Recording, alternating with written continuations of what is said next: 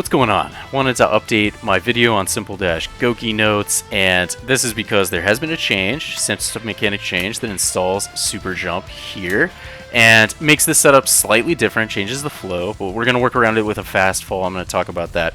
But I'm actually going to be a little more thorough this time, break this video up into more parts, sort of like a playlist.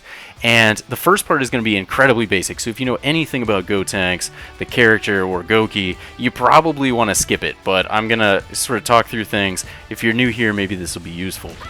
So Ghost Ghoki, or the secondary level 1 super, is sort of a puppet super. You can see I'm releasing the ghosts one by one here, and S is in the top, the front bottom, H is in the front top, L is in the top back, M is in the bottom back, and being able to release these things on command through a technique called negative edging, which is where you take an action by releasing a button.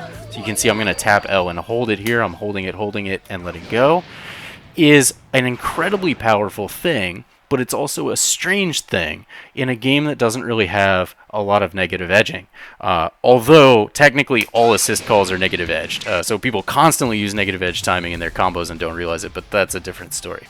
So for Ghost Ghoki, what we need is for 3 ghosts to hit. In this particular version that I'm going to show you, they each have about 20, little over 20 frames of block stun, and if we string 3 together, then we can do an airtight mix on an opponent who's waking up, and that's all there is to it, right? We're just going to string 3 together, we're in their face, and it's very simple. And there is actually an execution barrier for this if you are not familiar with negative edging, but I promise it's not as bad as you think. And I'm going to show you a technique that doesn't require you to hold 3 buttons during the super and stuff like that, and also encourage you to give it a shot even if it's a little out of your comfort zone, because this is set play in the most sort of literal sense, in that I can have a very effective Gotenks by doing exactly this every single time my opponent wakes up. I do not need to vary my timings, master my negative edging, and stagger my ghosts and things like that. I do not need to put myself in vulnerable positions and RPS sort of different phases of my thing to be pretty effective. You can do exactly the same thing every time, which makes it a little less intimidating because you're going to just be able to let that kind of muscle memory flow as you get used to it. Now, will there be limitations? Of course, right? Being able to stagger your ghosts and mess with reflect and all that stuff is a valuable part of taking Ghoki to the next level, but it's not necessary to start with. So it's much less intimidating than it might initially seem.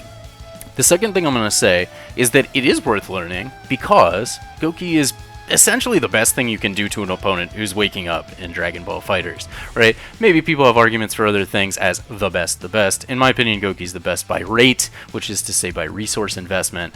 And one of the reasons, I'll just say one more thing about this in the intro, is that it regenerates assists. So I'm going to call Nappa here, right? Nappa's locked out, needs to regenerate. Now I have regenerate timing, like training timing on, but you can see he's back. And this always happens. It literally, your assists will always regenerate, and I will show you kind of why this is the case, but they will always regenerate by the time your opponent is leaving block stun, meaning you can true string all the way into both of your assists out of Ghoki, right, out of the mix if they block the mix. And that's incredibly useful. It's incredibly strong, and it means that you can regenerate your assists and combo into some jank with, like, you know, tag mix if you have tag mix on board, something like that.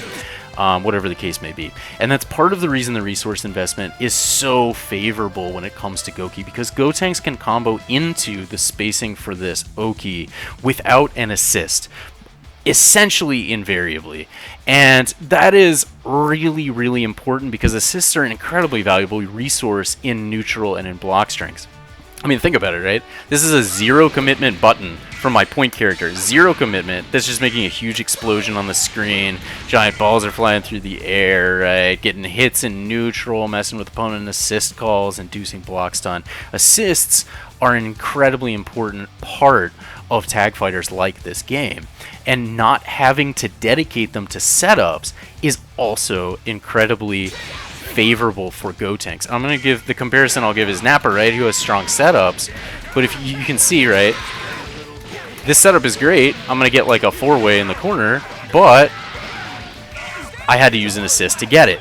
And that means I couldn't use that assist in neutral. I couldn't use that assist to set up a plant block string mix-up, something like this, right? It's a limitation of Nappa's set play that essentially just doesn't apply to Gotenks. Now, there are a couple of exceptions. You may want to assist DR for far from corner, starter for something, right? For 2H, for example. But it's almost always the case that you can combo into Ghoki solo, and that's incredibly strong. So I'll call it a day for this part of the video, but over the course of the rest of the segments, I'm going to develop a few of the things that I've said here and hopefully clarify some of them.